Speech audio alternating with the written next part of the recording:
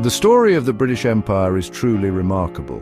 It begins with a relatively small island nation. This nation was situated off the western edge of continental Europe.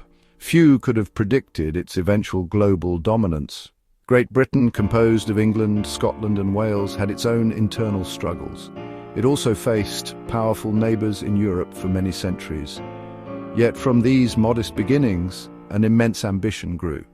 This ambition would reshape the world map. It would also change the lives of countless millions across every continent. This transformation was not sudden. It unfolded over several centuries. It was driven by a complex mix of motivations.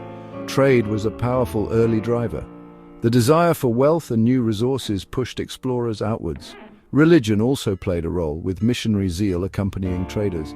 Strategic and political rivalries with other European powers spurred expansion.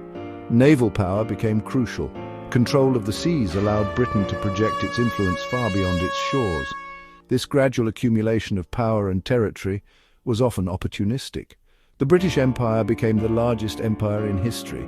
At its peak, it covered almost a quarter of the Earth's land surface. It governed nearly a quarter of the world's population. This vast entity was incredibly diverse.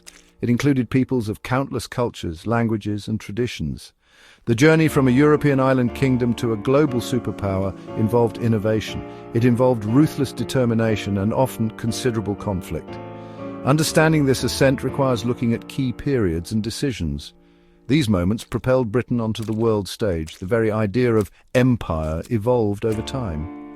Early overseas possessions were often trading posts, or they were small colonial settlements. Later, vast territories were brought under direct British rule. Sometimes rule was indirect through local leaders controlled by British officials. The narrative of this empire is one of ambition. It is also a story of exploitation. It involves progress in some areas and profound disruption in others. Its rise was a defining feature of the modern world. Its eventual decline also shaped the world we live in today. The reign of Queen Elizabeth I was a pivotal era for England. This period, from 1558 to 1603, saw the nation grow in confidence. It began to look outwards more assertively. England was then a Protestant nation. It faced threats from Catholic powers like Spain. This rivalry extended to the high seas. It also reached the newly discovered lands of the Americas. Queen Elizabeth I understood the importance of sea power. She encouraged maritime enterprise. This laid the vital groundwork for future imperial expansion. Her leadership fostered a spirit of adventure and exploration. English sailors and adventurers became famous during this time. Figures like Sir Francis Drake and Sir Walter Raleigh are well known. Drake circumnavigated the globe. He also raided Spanish ships and colonies. This brought wealth to England. It also challenged Spain's dominance. Raleigh attempted to establish early English colonies in North America. His Roanoke colony famously vanished. These early ventures were not always successful. However, they demonstrated England's growing maritime capabilities. They also signaled England's ambition to claim a share of the New World. The defeat of the Spanish Armada in 1588 was a crucial moment. This naval victory secured England from invasion. It also boosted national pride significantly. It confirmed England's status as a major sea power. This control of the seas, or at least the ability to contest it, was essential. It was a prerequisite for building and maintaining an overseas empire. Without a strong navy, England could not protect its trade routes. It could not defend its fledgling colonial outposts. The Elizabethan era, therefore, truly set the stage. It was the dawn of England's imperial age. These early explorations were also driven by the search for new trade routes. The old routes to Asia were controlled by others. English merchants wanted direct access to the valuable spices of the East. This economic impetus was very strong. Queen Elizabeth had granted charters to trading companies. These companies were tasked with finding new markets. They were also to bring back exotic goods. The combination of royal support, naval strength, and mercantile ambition created a potent force. This force would soon project English influence across the globe. The seeds of empire were firmly planted.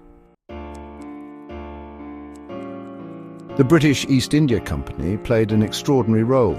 It was central to the expansion of British influence, particularly in Asia. Established by royal charter in 1600, its initial focus was trade.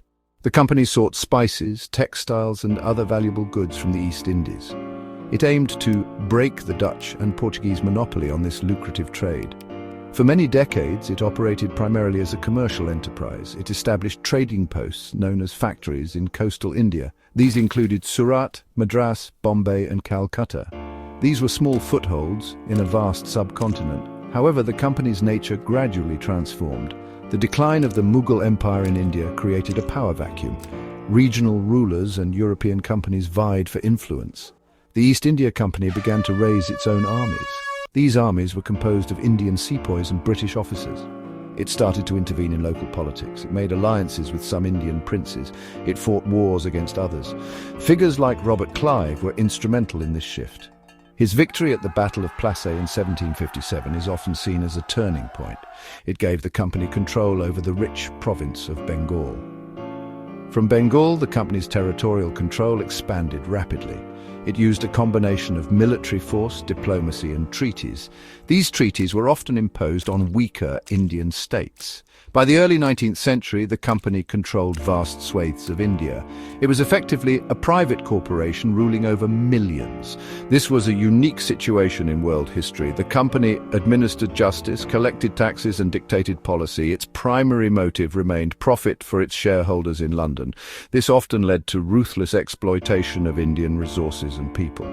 The wealth extracted from India was immense. The company's influence also extended into Southeast Asia. It established a key trading post in Singapore in 1819. This was founded by Sir Stamford Raffles. Singapore quickly became a vital hub for regional and international trade. The company also gained control of Malacca and Penang.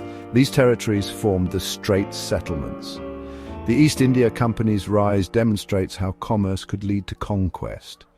It shows how a trading entity became an imperial power in its own right. Its actions laid the foundation for direct British rule in India after the 1857 Sepoy Mutiny. The company's era was a crucial chapter in empire building. The Industrial Revolution transformed Britain in the late 18th and 19th centuries. It turned the nation into the workshop of the world. New inventions like the steam engine and power loom revolutionized manufacturing. Factories sprang up in cities like Manchester and Birmingham. Britain became the leading producer of textiles, iron and coal. This industrial might had a profound impact on its empire. The colonies became crucial to sustaining this industrial growth.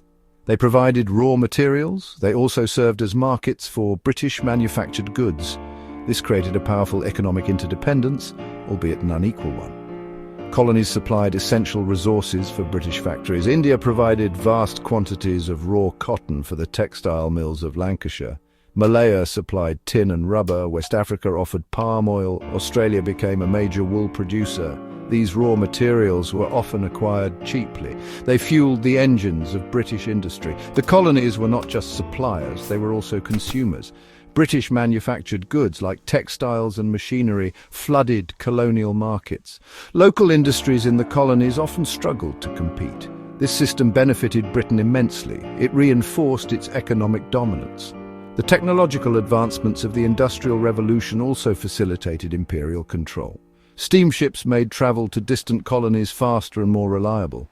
The telegraph allowed for rapid communication across the empire. Railways were built in many colonies, such as India and parts of Africa. These railways helped transport raw materials to ports. They also moved troops quickly to quell unrest.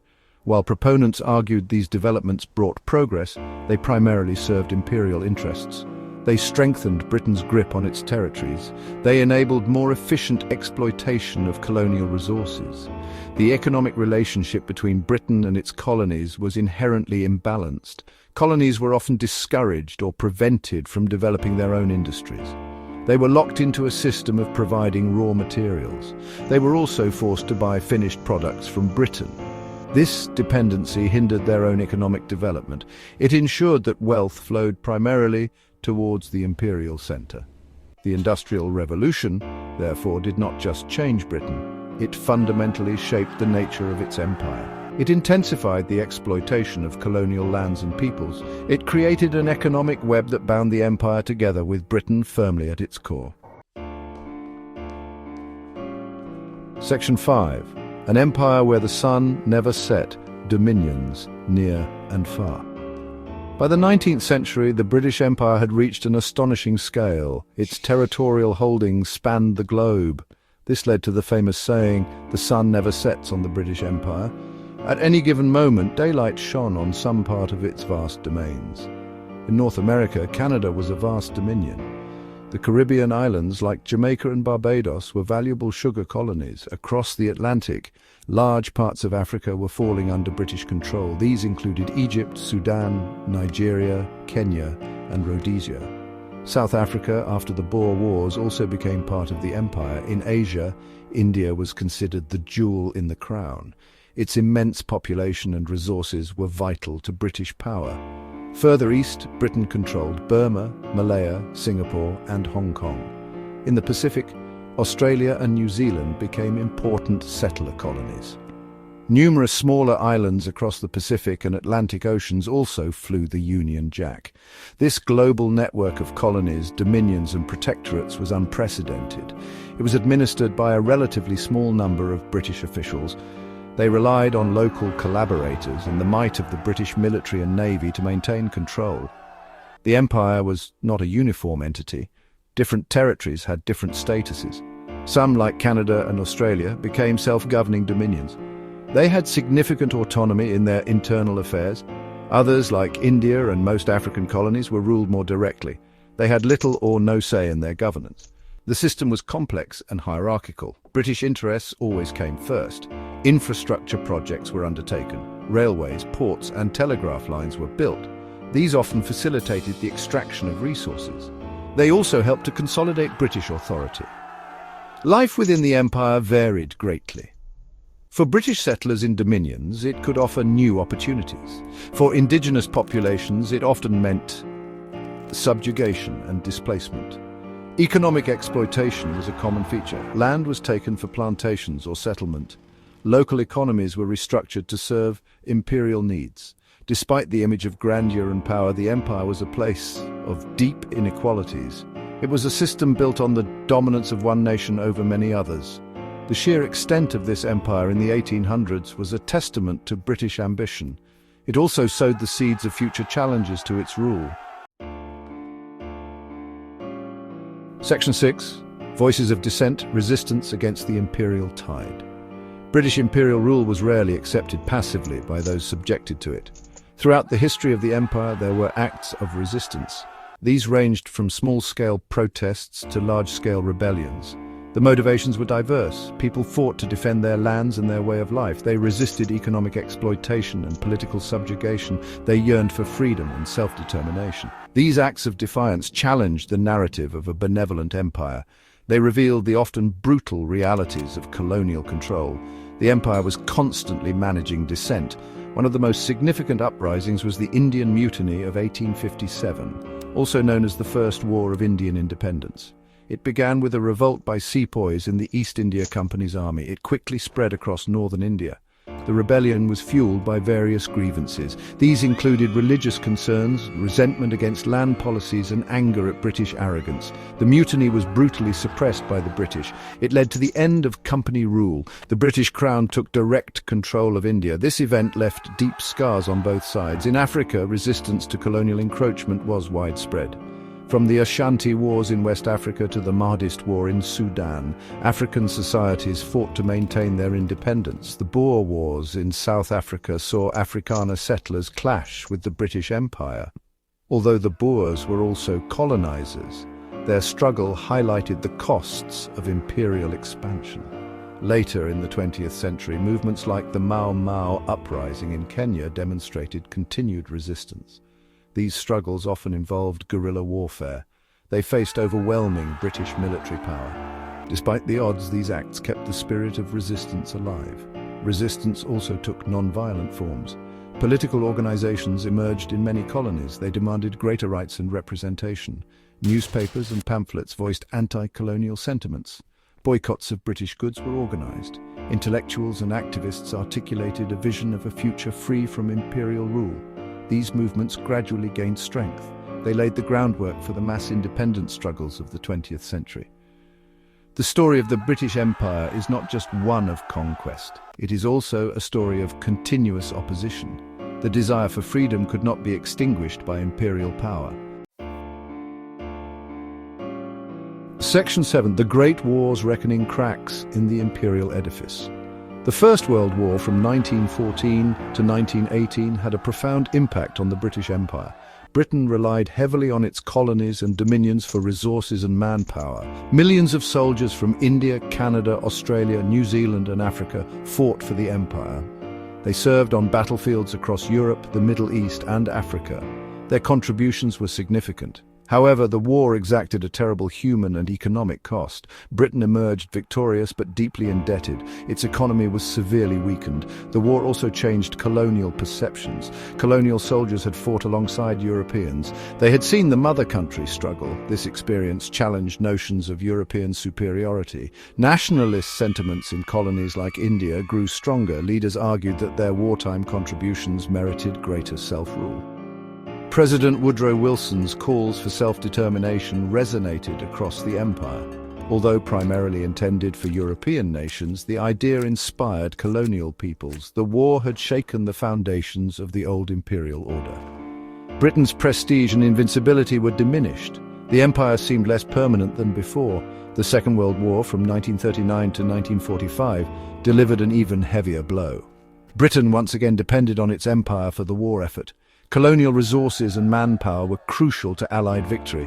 However, the war exposed British vulnerabilities. The rapid fall of Singapore to the Japanese in 1942 was a stunning defeat.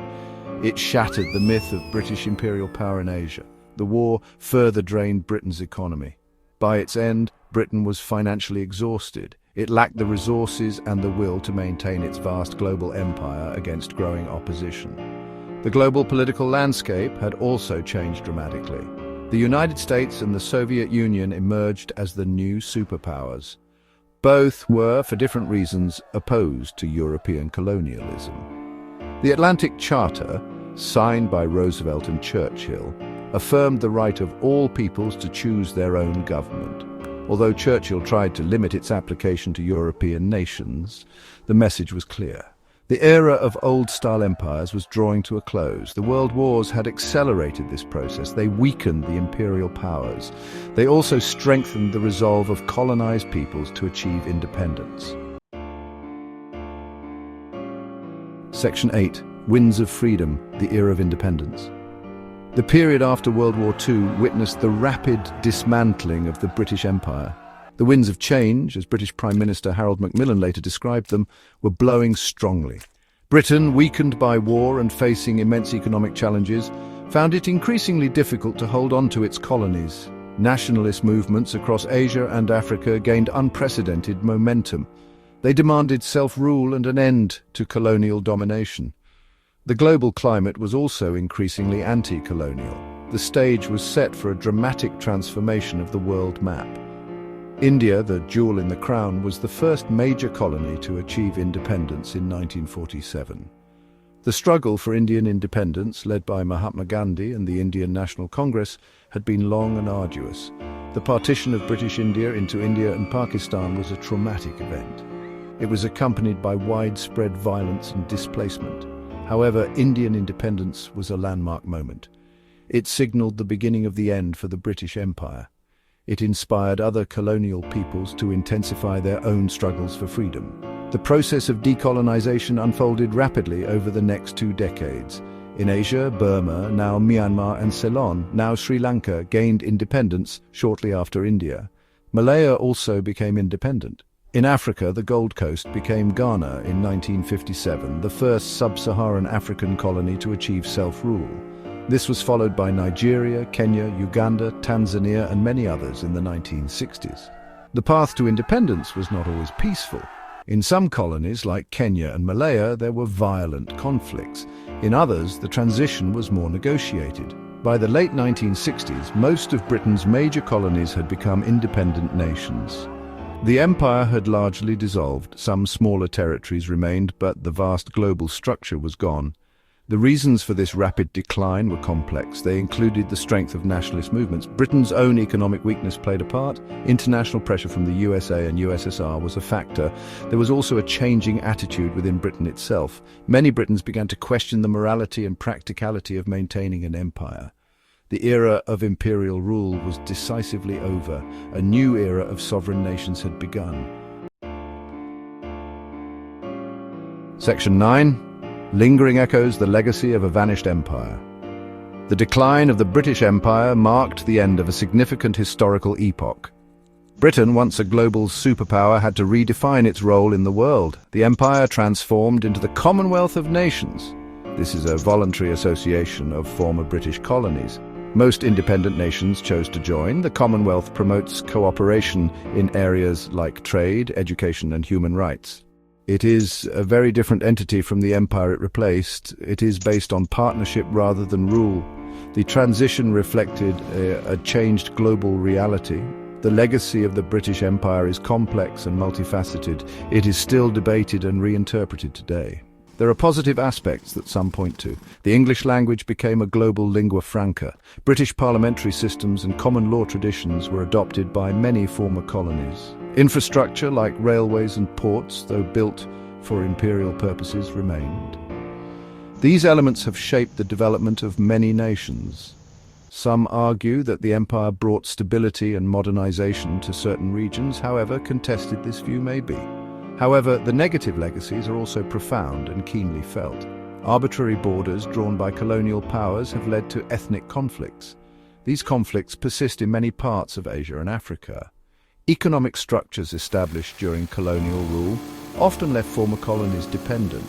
They were geared towards exporting raw materials rather than fostering local industry. The psychological impact of colonialism, the experience of subjugation and racial discrimination, has left deep scars. Historical grievances related to exploitation and injustice continue to influence relations between Britain and its former colonies. Today, the British Empire is a subject of historical study. Its direct political control has vanished. Yet, its influence lingers in countless ways. It shapes the languages people speak, the laws they live under, and the sports they play. It also informs contemporary debates about identity, inequality, and historical memory. Understanding the rise and fall of this vast empire is crucial. It helps us understand the interconnected world we inhabit. The echoes of empire continue to resonate. They remind us of a past that has profoundly shaped our present and will influence the future. Its story is a lesson in ambition, power, and the enduring human desire for freedom.